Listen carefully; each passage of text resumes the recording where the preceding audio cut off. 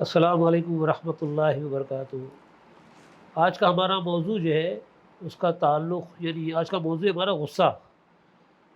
آج ہم قرآن سے دیکھیں گے کہ غصہ انسان کو کب آتا ہے، اور کہ ہم ایسا کیا کریں کہ ہمیں غصہ نہ آئے، یا وجہ کیا ہے غصہ آنے کی۔ اچھا، اس بات کا تعلق ہماری عام زندگی سے ہے، اور ہم دیکھیں گے قرآن اس بارے میں ہمیں کیا سکھاتا ہے۔ تو کیوں نہ ہم ایک دعا کے ساتھ آج کا پروگرام شروع کریں۔ ربی اشرح لی صدری ویسر لی امری واحلل عقدۃ من لسانی یفقہوا قولی۔ قرآن کے اندر یہ دعا جو ہے موسیٰ علیہ السلام نے مانگی تھی، اور اس میں بھی عقل اور فہم کی بات ہو رہی ہے۔ یعنی ربی اشرح لی صدری، وہ اللہ سے دعا کر رہے ہیں کہ اے اللہ میرا سینہ کھول دے، ویسر لی امری، اور جو میرا کام ہے اس کو آسان کر دے، یعنی تبلیغ کی کام کی بات ہو رہی ہے۔ واحلل عقدۃ من لسانی، اور میری زبان کی گرہ کھول دے۔ زبان کی گرہ کھول دے سے مراد یہ ہے کہ میرے اندر جو رکاوٹیں ہیں بات کرنے میں، جو ہیزیٹیشن ہے وہ دور کر دے۔ یفقہوا قولی، اور میرے قول کے اندر فہم عطا کر۔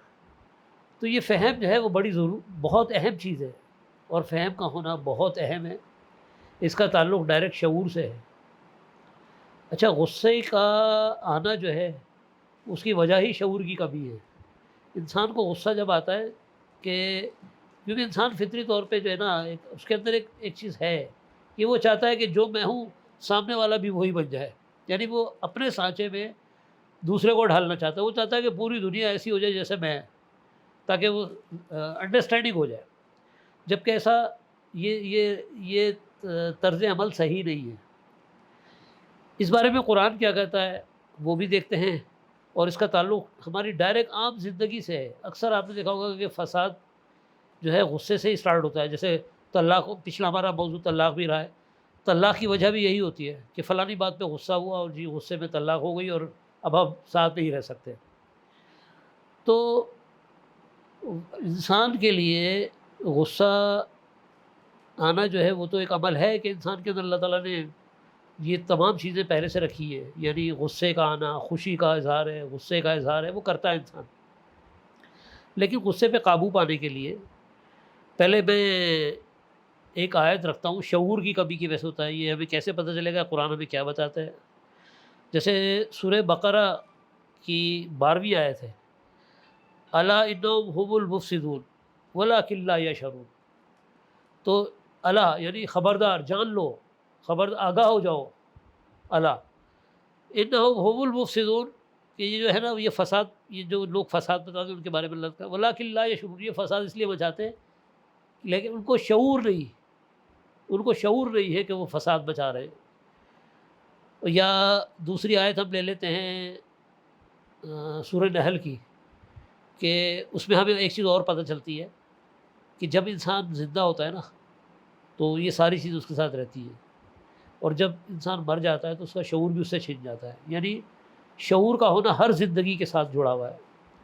تو وہاں لفظ ہے سورہ نحل کے اندر، اس کی آیت نمبر غالباً مجھے بھی یاد نہیں، بر سورہ نحل کے شروع میں مل جائے گی آپ کو یہ، اموات غیر واحیا، اموات غیر واحیا ما یشعرون ایان یبعثون۔ یعنی اموات غیر واحیا کا مطلب ہوتا ہے کہ مردہ ہیں، غیر واحیا حیات سے لاغر ہیں، ما یشعرون وہ شعور نہیں رکھتا، ایان یبعثون کہ کب وہ زندہ کر کے اٹھائے جائیں گے۔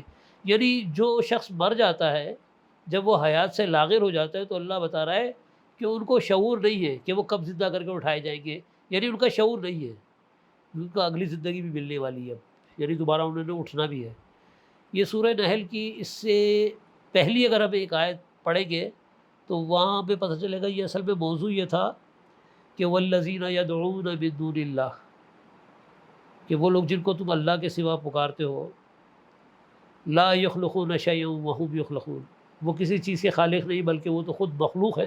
اس کے بعد یہ آیت ہے کہ غالباً چھٹی آیت ہے، ما یشعرون ایان یبعثون، یہ والی جو آیت ہے کہ ان کو شعور نہیں کہ وہ کب اٹھائے جائیں گے۔ اموات غیر والی جو بات ہے نا، یہ اس کی بعد والی آیت ہے، اموات غیر واحیا، وہ مردہ ہیں، حیات سے لاغر ہیں، ما یشعرون ایان یبعثون، تو ان کو شعور نہیں کہ وہ کب زندہ کر کے اٹھائے جائیں گے۔ تو انسان کا اس سے ثابت ہوتا ہے کہ جب انسان زندہ ہے تو اس کے اندر شعور کا ہونا، اس کے شعور کا ہونا ضروری ہے۔ اچھا، شعور جو ہے وہ جانکاری کو کہتے ہیں، جاننے کو۔ تو ویسے بھی اگر آپ دیکھیں تو جتنے بھی چھوٹے موٹے جھگڑے ہوتے ہیں وہ غصے کی وجہ سے ہی ہوتے ہیں، کیونکہ انسان چاہتا ہے کہ سامنے والا جو ہے میرے حساب سے چلے، اور وہ اس کے حساب سے نہیں چلتا، اور پھر تکرار شروع ہو جاتی ہے۔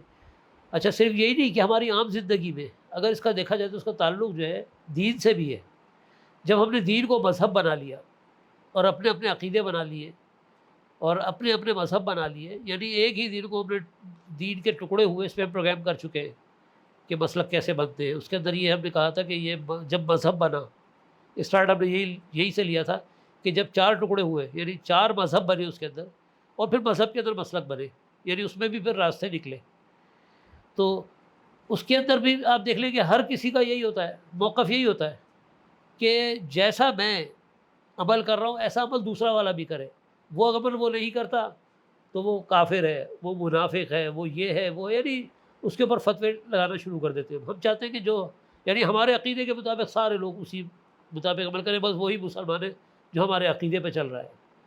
کسی کا تعلق جو ہے وہ حنفی عقائد سے، تو وہ چاہتا ہے کہ دنیا میں سارے لوگ حنفی بن جائیں، جو حنفی ہے وہی مسلمان ہے، جو مالکی ہے وہ کہتا ہے جو مالکی بنے گا وہ مسلمان، ورنہ کوئی مسلمان نہیں ہے۔ تو اس کا تعلق جو ہے نا صرف یہی نہیں کہ دین سے ہے، کیونکہ قرآن ضابطہ ہے، آتے ہیں قرآن، بہت ساری چیزیں ہیں، اگر ہم غور کریں تو بہت ساری چیزیں ہمیں پتہ چلے گا کہ ہماری زندگی کا حصہ ہے قرآن۔ اب یہ کہنا کہ جی پانی پی لو غصہ دور ہو جائے گا، ایسا کر لو غصہ دور ہو جائے گا، یہ دیگر باتیں ہیں کہ ٹھیک ہے پانی پینے سے بلڈ پریشر نارمل ہو جاتا ہے یہ، لیکن وجہ کیا ہے غصے کی؟ وجہ صرف ایک ہی ہے کہ شعور کی کمی۔ تو لوگ جو لوگ جان لیتے ہیں، مثال کے طور پہ اگر میاں بیوی میں جھگڑا ہو جاتا ہے، ٹھیک ہے، اور وہ علیحدگی ہو جاتی ہے، بعد میں جب وہ غور کرتے ہیں کہ جو بات تھی، تو پتہ چلا کہ جس نے طلاق دی قصور اسی کا ہی نکلتا ہے، اور بعد میں وہ شرمندہ ہوتا ہے کہ میں تو غصے میں تھا۔ اکثر وہ جاتے ہیں فتویٰ لینے، جی میں نے غصے میں دے دی تھی، یعنی اس کا مطلب ہے کہ یہ عام زندگی سے اس کا تعلق ہوا نا غصے کا۔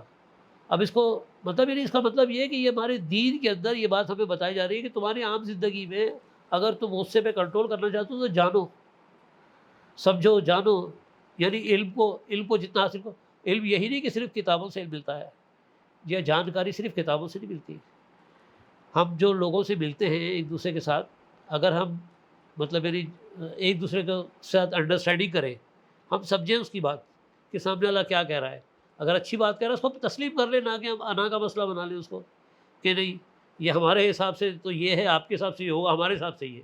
ایسا نہیں ہے، حقائق کو جانیں اور حقیقت کو پہچانیں، اور کوشش کریں کہ زیادہ سے زیادہ معلومات لیں، چاہے وہ دین کے حساب سے ہو یا دنیا کے حساب سے۔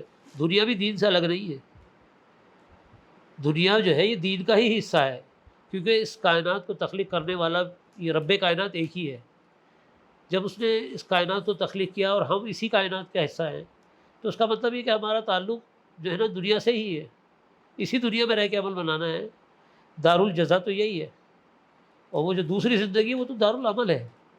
تو اگر ہم غصے پہ کنٹرول کرنا چاہتے ہیں تو سب سے پہلے انڈرسٹینڈنگ سیکھیں، ایک دوسرے کو سمجھیں۔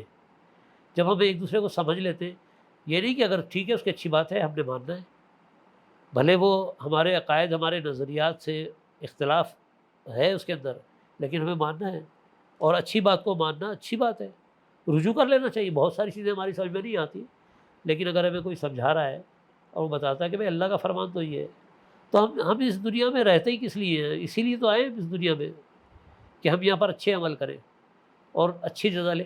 اچھے عمل کرنے سے صرف آخرت میں نہیں، دنیا میں بھی بڑا اطمینان ملتا ہے۔ چلے بہرحال جتنا میری سمجھ میں آیا میں نے کہہ دیا، تو بہت تمہید باندھنے کے تو بہت لمبا پروگرام ہو جائے گا، لیکن میں چاہ رہا ہوں صرف کام کی بات کی جائے۔ اسی لیے قرآن میں یہ کہتا ہے کہ ہم شعور سے کام لیں، اور 2 آیتیں میں سمجھتا ہوں کافی ہیں سمجھنے والے کے لیے، 2 آیتیں بھی بہت ہیں۔ اور نہ سمجھا جائے تو شعور کی ایک آیت تھوڑی ہے، قرآن کے اندر بہت ساری آیتیں مل جائیں گی۔ شعور کی آیت بھی ہے، عقل کی آیت بھی ہے، وَيَجْعَلُ الرِّجْسَ عَلَى الَّذِينَ لَا يَعْقِلُونَ، اللہ کہہ رہے ہیں گندگی ڈال دیتے ان لوگوں پر جو عقل کو استعمال نہیں کرتے۔ اور شعور جب آئے گا، جب آپ عقل کو استعمال کریں گے، تو یہ کہنا کہ عقل نہ دوڑاؤ یہ انتہائی فضول بات ہے. عقل کا اللہ بڑا پرچار کر رہا ہے، شعور کا تعلق بھی عقل سے ہی ہے. چلے دعاؤں میں یاد رکھیے گا. اللہ حافظ. السلام علیکم.